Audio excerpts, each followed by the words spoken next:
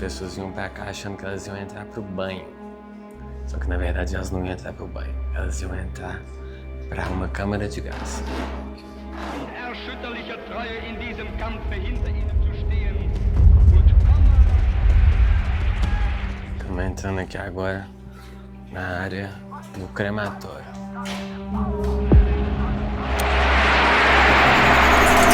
Fala, amigos e amigas, hoje a gente está em Dachau. Provavelmente um dos episódios mais tristes que eu vou fazer aqui no canal. Aqui atrás desse campo, mais de 200.000 pessoas perderam a vida. Não só judeus, também opositores políticos, padres, homossexuais. Esse lugar atrás de mim foi o início da engrenagem de morte e terror que os nazistas impuseram em toda a Europa. É tudo muito sereno, muito silêncio, então vamos tentar passar o máximo de informação para vocês com o máximo de respeito. Vamos lá.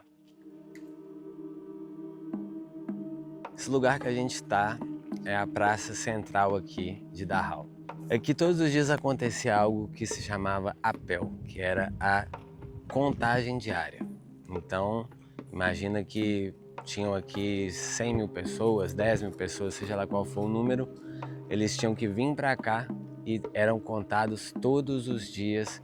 E aí entra um detalhe macabro que é o seguinte: se ao longo do dia, ao longo da semana, uma pessoa tivesse morrido, os outros prisioneiros tinham que trazer o corpo dessa pessoa que morreu para cá também, para ser contado. Não importa. E outra coisa também é que agora a gente está aqui, está fazendo a temperatura perfeita, 25 graus.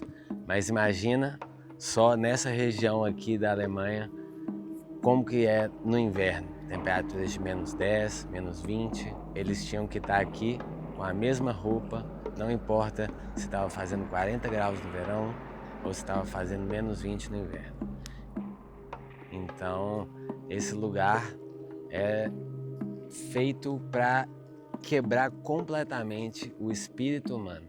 Não só quebrar o espírito humano, mas quebrar a vontade de viver mesmo. Olha só para vocês verem o quão amplo é esse lugar. Imagina só, nada aqui foge da vista dos guardas.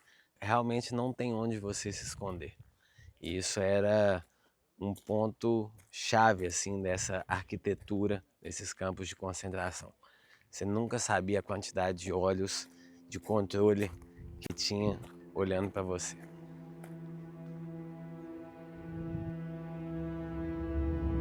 Dachau não foi só um campo de concentração. Foi o primeiro, criado em 1933, poucas semanas depois de Hitler chegar ao poder. E esse lugar inaugurou um sistema de terror que se espalharia por toda a Europa. Dachau também se tornou uma espécie de escola de terror, onde mais de 30.000 membros da SS foram treinados e depois levaram o que aprenderam para campos ainda maiores, como Auschwitz, por exemplo. Ao longo de 12 anos de terror, mais de 200.000 pessoas passaram por esses portões e se engana quem acha que foram somente judeus. Além deles, opositores políticos, padres, homossexuais e até estrangeiros. E muitos desses, infelizmente, não saíram com vida. Estar em Dachau é encarar o ponto zero de um pesadelo. O laboratório onde o nazismo testou, aperfeiçoou e normalizou a engrenagem que mataria milhões. Mano, sabe uma coisa que eu penso muito quando eu venho em lugares assim? Esse tipo de lugar que é feito para absolutamente quebrar o ser humano e transformar ele num número. Para pensar você que está me escutando, como você é único. Como seus pais, os seus amigos, todos eles são únicos da própria maneira deles. Esse aqui é um lugar construído para você virar nada. Nem se bobear nenhum número. E agora a gente vai entrar num lugar que é os barracões, é onde eles dormiam. Vamos lá.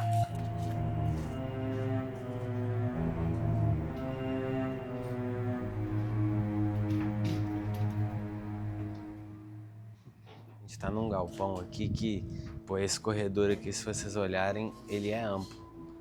Mas na época que o campo estava funcionando, esse galpão exatamente era projetado para receber 200 pessoas.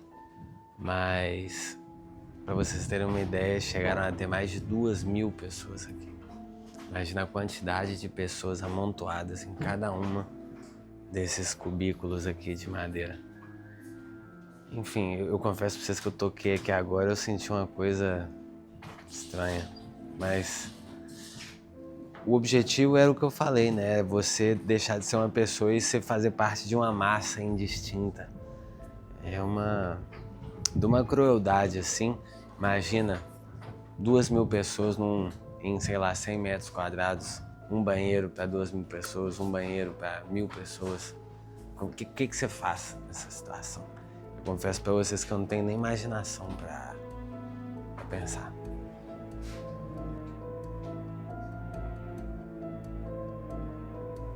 Imagina só que milhares de presos tinham que usar o banheiro por poucos minutos durante a manhã no dia.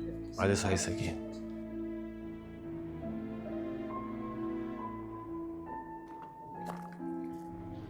Não, e quem vê Dachau desse jeito aqui, hoje em dia, mal consegue imaginar. Acho que ninguém realmente consegue imaginar a quantidade de atrocidades que aconteceu aqui. Se só de ler já é algo que faz a gente dobrar o estômago, imagina só você viver isso na pele. E essa prisão aqui, ou como eles gostavam de chamar, campo de trabalho e de reeducação, passou por 3 etapas bem distintas que ajudaram a moldar a história de Dachau e talvez a história até do nazismo. Se liga só. A primeira começa em 1933, logo após Hitler chegar ao poder. E nesse momento, Dachau nasce como um campo político, criado para prender e silenciar opositores do regime, como comunistas ou sindicalistas. Nesse momento, o objetivo não era matar em massa, era controlar, intimidar e eliminar qualquer forma de resistência. Já a segunda fase começa com a guerra, em 1939. O campo cresce, novas construções surgem e novos grupos passam a ser enviados para cá, como padres, homossexuais, estrangeiros e cada vez mais judeus. É aqui que Dachau começa a mudar de papel. O trabalho forçado se intensifica e o campo passa a fazer parte da máquina econômica nazista, abastecendo a indústria de guerra. Na terceira fase, a partir de 1942, Dachau deixa de ser só um lugar. Ela se torna o centro de uma rede, com mais de 100 subcampos espalhados pelo sul da Alemanha e pela Áustria. Para vocês terem uma ideia, mais de 30.000 membros da SS foram treinados aqui, e o que funcionava em Dachau era replicado em outros campos. O terror deixa de ser improviso e vira método. A gente está caminhando agora por uma área bem ampla aqui, ó, como vocês podem ver. Mano, realmente era gigante esse campo de concentração. E a gente acabou de sair do dormitório, né? Que é aquela estrutura ali que vocês estão vendo. Só que essa estrutura, na realidade, a que está ali, ela era um modelo de tudo isso aqui que vocês estão vendo eram estruturas como aquela que a gente acabou de sair. E aí que acontecia de tudo. Então, por exemplo, a enfermaria, onde os prisioneiros iam ser tratados, ou também onde os prisioneiros iam sofrer testes, né? E qual tipo de teste? Por exemplo, os guardas da SS, eles queriam testar como que uma certa doença, como que uma certa infecção ia atingir o corpo humano, eles injetavam em algum prisioneiro. Isso acontecia também nessas estruturas. Inclusive, e assim, pelo que eu estou vendo aqui, acho que são 20 de um lado e 20 do outro lado. Ali, ó. Eu estava aprendendo aqui que até mesmo um bordel, sim, meus amigos, até mesmo um bordel existia aqui, no qual os guardas traziam prisioneiras e, às vezes, né, para os presos que eram exemplo, eles enfim, obrigavam as prisioneiras a se prostituir como forma de incentivo para eles continuarem trabalhando. Esse aqui é o tipo de lugar que quanto mais você aprende sobre, mais revira o estômago, do tipo, como que o ser humano é capaz de submeter a mesma raça dele a algo assim, sabe? Tipo, fora da casinha mesmo. E nunca foi a ideia do regime nazista ter Dachau como um campo de extermínio. Mas a verdade é que as condições aqui eram tão precárias, tão subhumanas, e tantas pessoas perdiam a vida que eventualmente foi necessário construir isso daqui.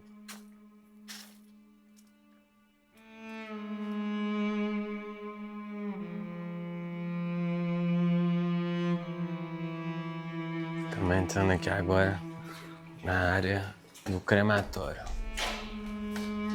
que é onde eles queimavam os corpos.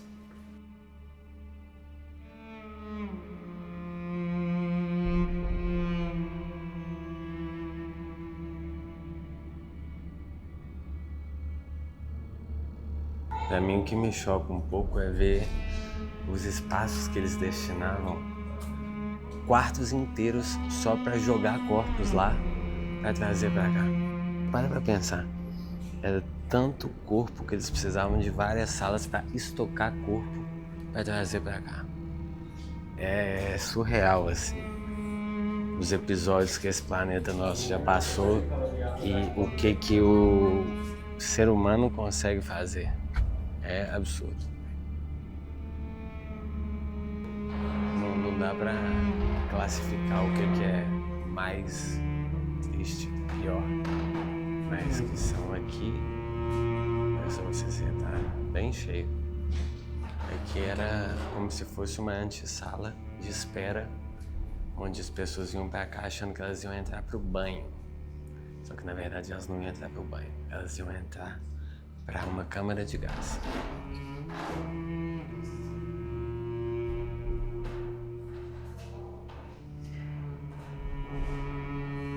E daqui de cima saiu o gás.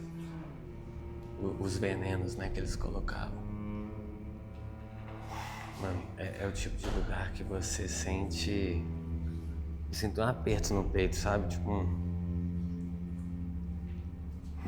um ar comprimido, eu não sei dizer, mas é um aperto no peito mesmo. A dificuldade de respirar num lugar assim.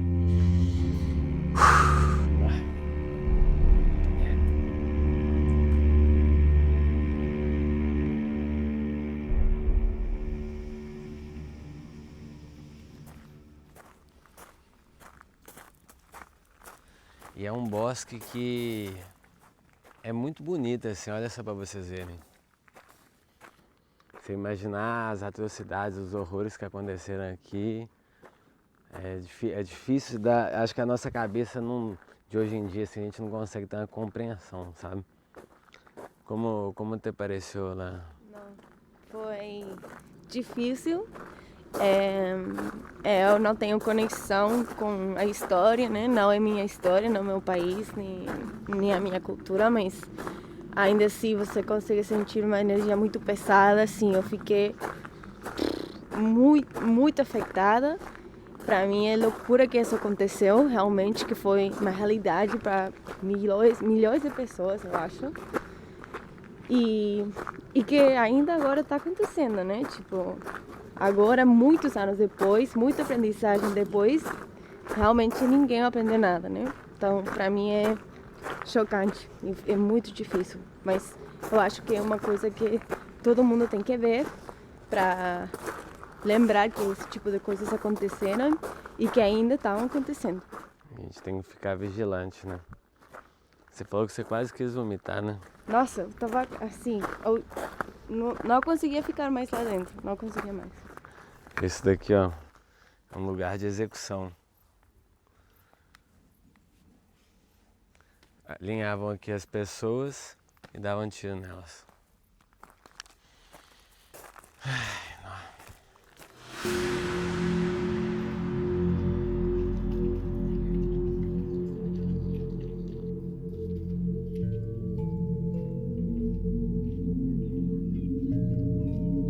Como eu falei com vocês, não foram executados somente judeus. Aqui, todo tipo de pessoa que era encarada como inimigo do nazismo, inimigo do Estado, vinha para cá. Para vocês terem uma ideia, mais de 2.500 padres, a sua grande maioria da Polônia, perderam a vida aqui. Esse é um memorial dos vários memoriais que tem aqui, dedicados à Igreja Católica.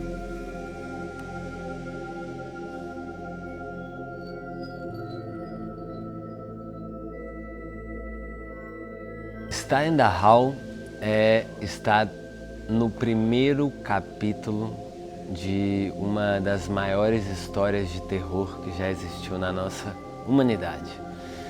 E a verdade duríssima e difícil de engolir é que tantos e tantos anos depois, infelizmente, parece que a gente não aprendeu. Porque nada disso começa com violência extrema. Começa com rótulos, com generalizações, com o silêncio diante da desumanização do outro. Dachau não é só memória, é um espelho. E a pergunta que ela deixa é simples e incômoda. O que a gente está fazendo hoje para não repetir isso amanhã?